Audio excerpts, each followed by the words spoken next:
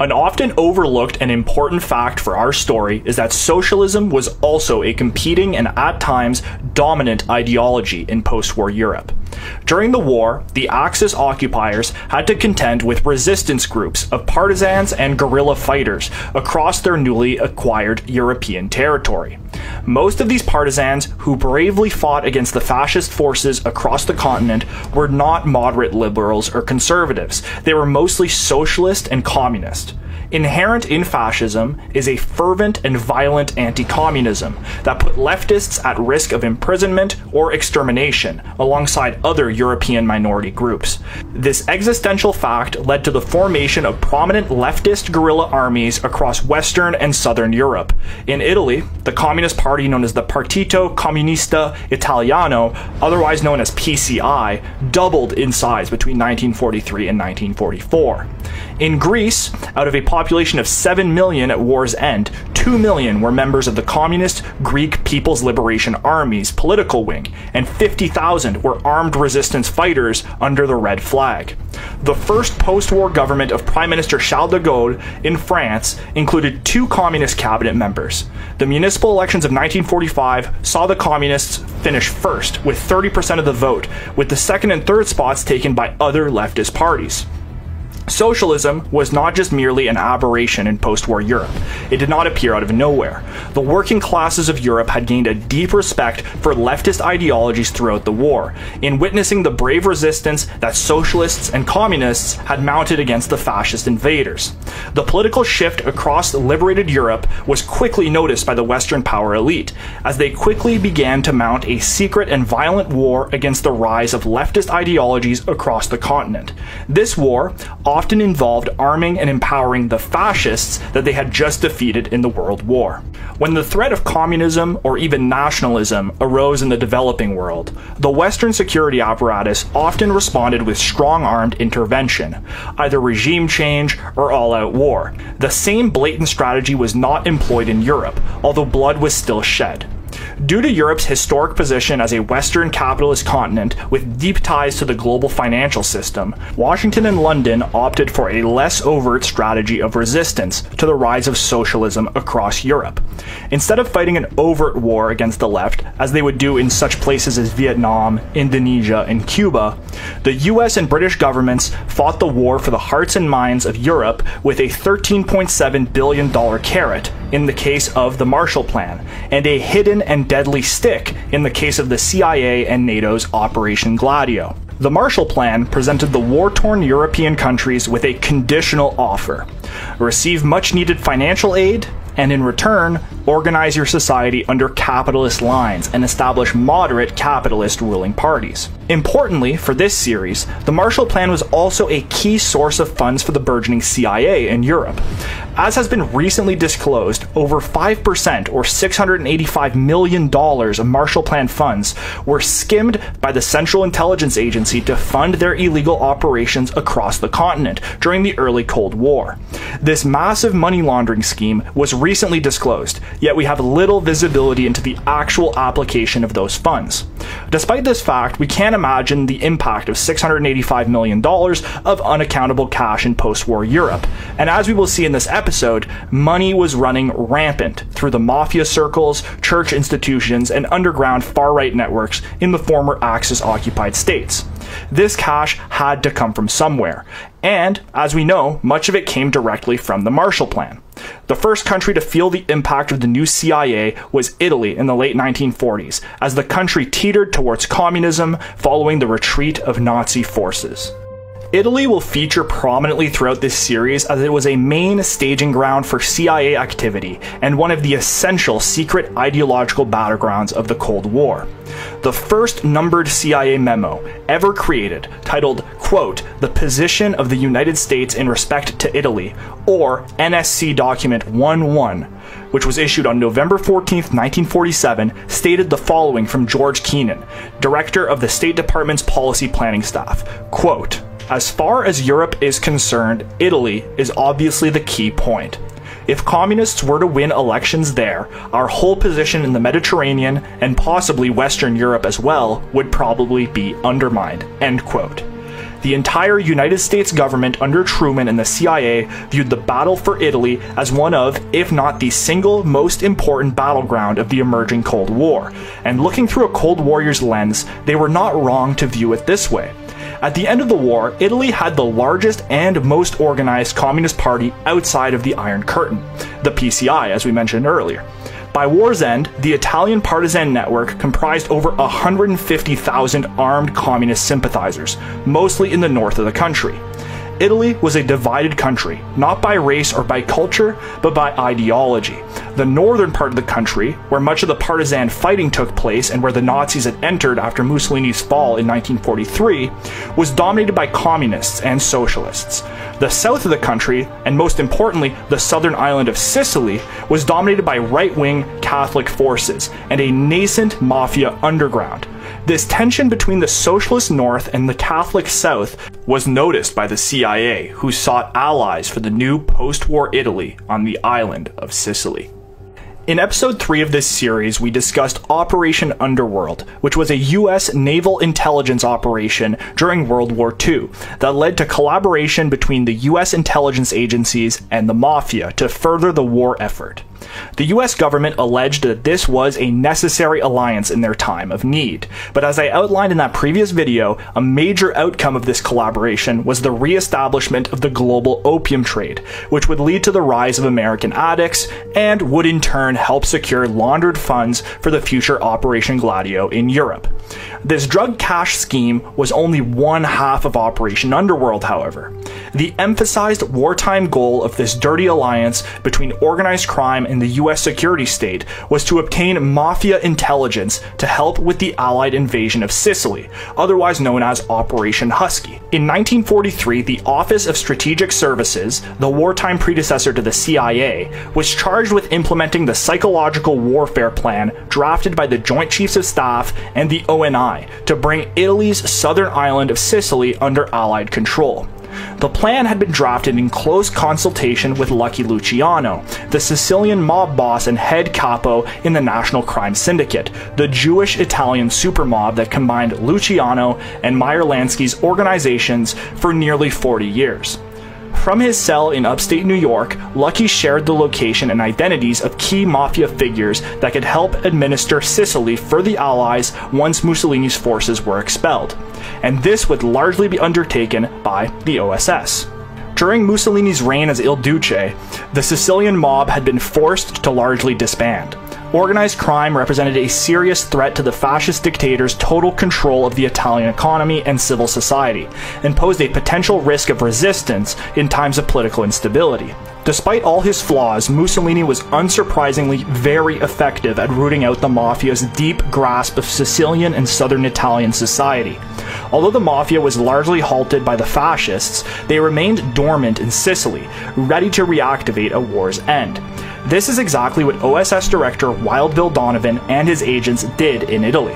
One of his subordinates, Earl Brennan, the OSS director in Italy, took an additional step to finding adequate administrators for post-war Italy. He reached out to the Vatican.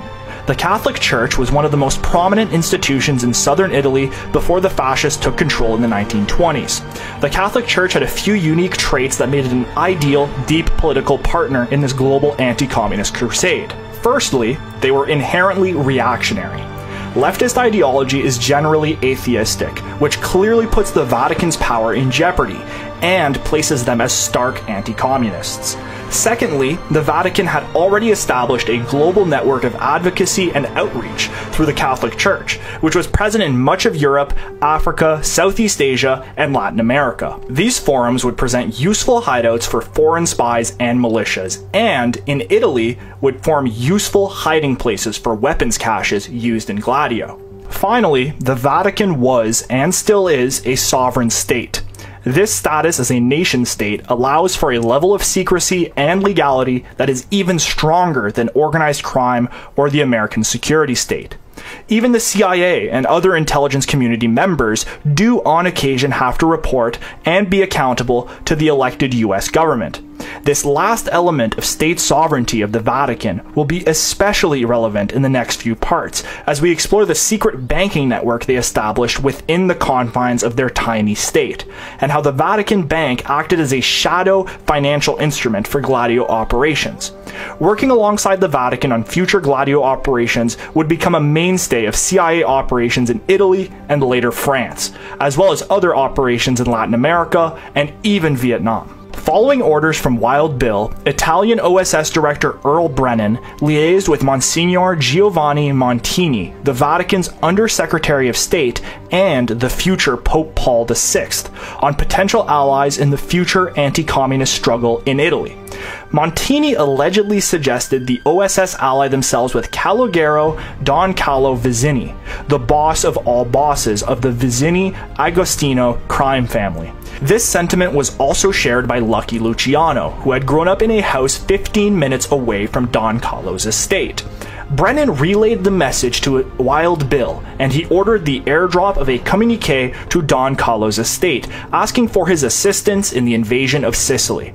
Don Carlo's men would guide the American tanks through Sicily, leading to an astounding military victory on the island.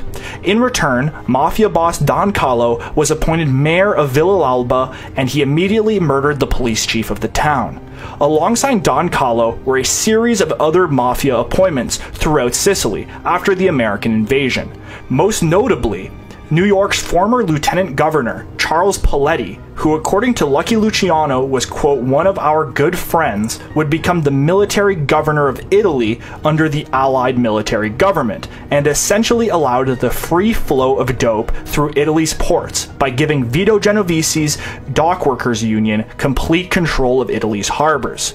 Charles Paletti's appointment in post-war Italy is indicative of a larger trail of corruption between the New York City political establishment and Italian Gladio that we will explore in further detail in the second part of this mini-series. So in turn, through Operation Underworld, the OSS had essentially reformed the Sicilian mob, a key vector in future transnational narcotics trading and major allies in the underground war in Cold War Italy. The impacts of this mob revival were immediately felt on the island. According to Claire Sterling in her book Octopus, the Sicilian mob committed on average 3 murders a week between the years of 1944 and 1960. The Age of Terror in Italy had begun. In the final section of this episode, we will look at arguably the first Gladio operation, the CIA's interference in the 1948 Italian elections. As we mentioned in the previous part of this series, the CIA was created in 1947, in the same year that the Truman administration formally declared the United States as an overt enemy of global communism in response to the Greek Civil War, and enacted his self-titled Truman Doctrine. With the creation of the CIA came a new organizational structure.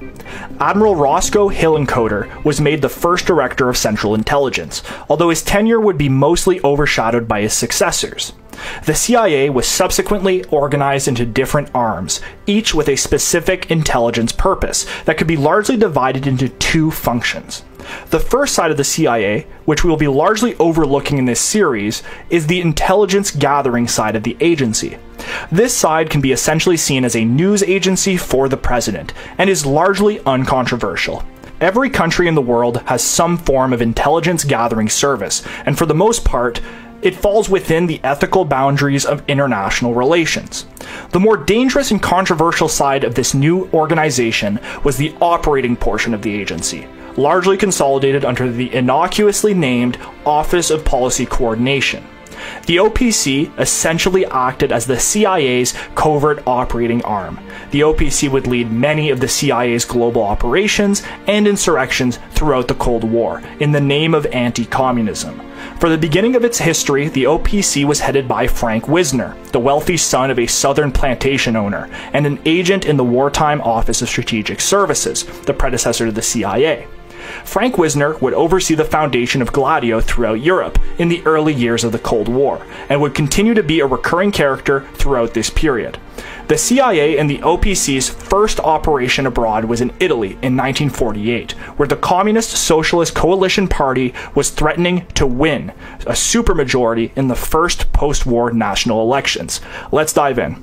As the war came to a close, the OSS was disbanded, but the former OSS agents continued to work on their future plan for Operation Gladio. The main priority during this period was money, specifically the sticky issue of payment to less than desirable elements of the Gladio network. Although the CIA would have the authority to act covertly abroad, there were certain limits to this legal authority, especially when considering that much of the Italian Gladio operating budget would come from organized crime and the global narcotics trade. Coincidentally, the Vatican was also looking for beneficiaries at the time. Given the popularity of the PCI and communism in Italy, they were seeking financial aid for their political mission against communism and for the furtherance of Catholic conservatism.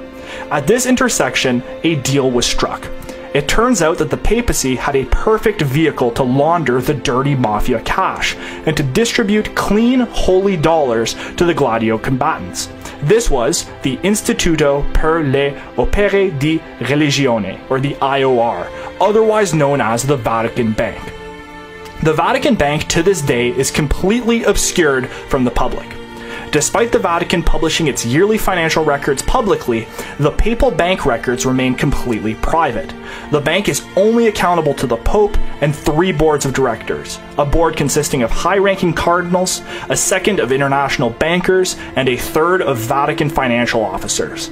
The Vatican Bank was, and still is, the perfect vehicle for mass money laundering. According to Moneyval, which is the money laundering authority of the Council of Europe, the Vatican Bank remains one of the world's most prominent money laundering instruments in the world, even today under Pope Francis. So in 1945, Wild Bill Donovan and Pope Pius XII met in the Vatican just as the war was coming to a close. The details of the meeting are not clear, but what we do know is that Wild Bill was decorated as a, quote, crusader against communism, and was granted the Grand Cross of the Order of St. Sylvester, which according to Paul Williams is the oldest and most prestigious papal knighthood. With Wild Bill becoming a Knight of the Vatican and the pieces set in motion for future money laundering, the Truman administration began funneling legal cash to the Vatican. 350 million US taxpayer dollars were sent to the Catholic Church to establish the Christian Democratic Party, or the CDP, the only ruling party of Italy throughout the Cold War. And an additional $30 million were sent to create the Catholic Action Groups, an anti-communist propaganda network run by the Church. The United States had created their party, the Christian Democrats, and had obtained the papacy as an anti-communist ally. The election of 1948 would not be won this easily, however. Money laundering, hush payments, propaganda, and bloodshed would be required. And that is where Gladio began. For the sake of fairness, I want to highlight that there were also allegations of Soviet interference in the 1948 Italian elections, mostly surrounding Soviet funding for the PCI. The major allegations come from a CIA agent named F. Mark Wyatt, who claimed in a 1998 CNN documentary that the PCI was funded directly by, quote, black bags of money directly out of the Soviet compound in Rome. Wyatt also went on to claim in that same interview that he helped deliver millions of dollars to the Christian Democrats who would eventually be victorious in the upcoming election.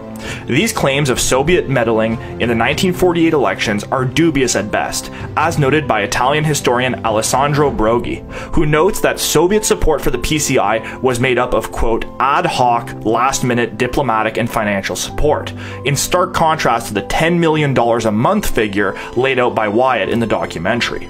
From my perspective, Wyatt's claim does seem dubious, given his conflict of interest as a CIA agent in Italy at the time, and that Stalin was largely disengaged from supporting Western communist parties, such as in Greece and Yugoslavia, where Stalin refused to send military or financial support for their revolutions.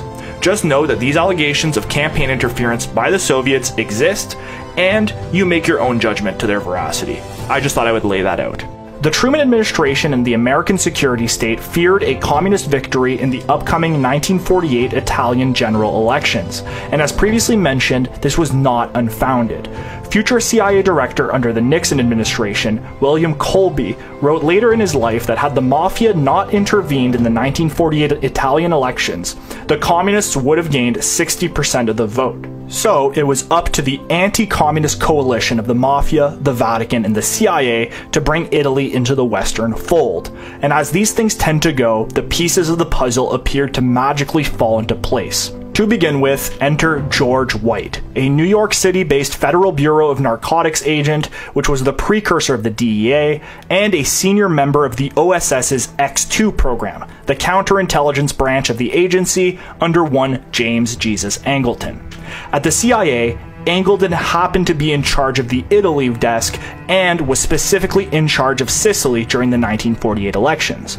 Well, in 1946, George White, the FBN agent, reached a deal with Lucky Luciano to release him on parole on the island of Sicily. Angleton allegedly also ensured that Luciano was deported alongside Detroit mob boss Frank Coppola. According to some sources, Coppola and Sicilian mobster Salvatore Giuliano had been behind the 1947 May Day massacre, where mafia men opened fire on a crowd of rallying workers in Sicily, where 8 were killed and 33 were wounded. Allegedly, this attack had been funded directly by former OSS agent Wild Bill Donovan, now a private citizen and owner of the mysterious World Commerce Corporation, which he used to funnel funds to the mob associates. According to Peter Dale Scott, another 498 people, mostly members of the PCI or the Italian Socialist Party, were murdered in 1948 alone. The Mafia held up their end of the bargain by raining terror on leftists and labor activists. This period of tension is best summarized by CIA officer Miles Copeland, who had been in Italy at the time, who stated years later, had it not been for the Mafia, the communists would now be in control of Italy. The Vatican worked on their end to ensure that the 1948 election swung in the US-backed Christian Democrats' favor. The Vatican's tactics ranged from far-reaching propaganda campaigns to targeted violence against leftists through Catholic underground armies. The most indicative propaganda effort was that of Cardinal Francis Spellman of New York. I believe that Francis Spellman's career throughout the 40s into the 60s displays the true depth of this parapolitical network surrounding Gladio and the intelligence agencies. Cardinal Spellman of New York worked as an American propagandist against the PCI in the 1948 Italian election. He distributed pamphlets across Catholic churches in the United States, and even arranged to propagate radio messages from Frank Sinatra, Bing Crosby, and Gary Cooper, urging the Italian people to fight back against communism. This may seem fairly minor comparatively to the Mafia violence, but Spellman's active participation and alleged work with the CIA during the 1948 Italian elections shows the transatlantic quality to Gladio and the true breadth of the Vatican's propaganda efforts. Accordingly, the United States dumped an additional $65 million of dirty drug money into the Vatican Bank in 1948, and this money was paid out through Vatican front groups such as Catholic Action, a Vatican aid organization that was perfect for doling out laundered cash to mob associates. And finally, the Vatican allegedly organized their own terror squads, in charge of smashing leftist installations, terrorizing communists, and working to push the CDP to victory. As all these forces coalesced, finally, Election Day came around. Don Carlo, the Sicilian mob boss that had helped the Allies invade Sicily, worked with his men to stuff ballot boxes and bribed election officials. Pope Pius sat in his chambers, nervously awaiting the count. Well, the final results left the Christian Democratic Party victorious, with 48% of the vote and 307 seats in Parliament. The Communist Socialist Coalition had only reached 31% of the vote, nearly 30% lower than their projected total, and only reached 200 seats in Parliament. At the end of the day, though, the election didn't really matter. According to plans drafted by U.S. State's Department official George Kennan, the Department of State recommended a naval invasion of Italy if the communists succeeded, nullifying any potential win for that group.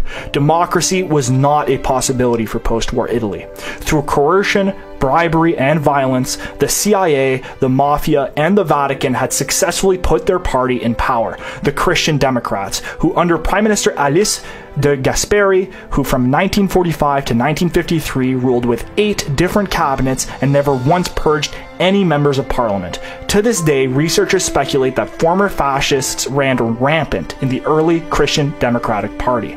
And, as for the future of Italy, the Christian Democrats would remain in power for the entirety of the Cold War, essentially establishing Italy as a one-party state for the rest of the period.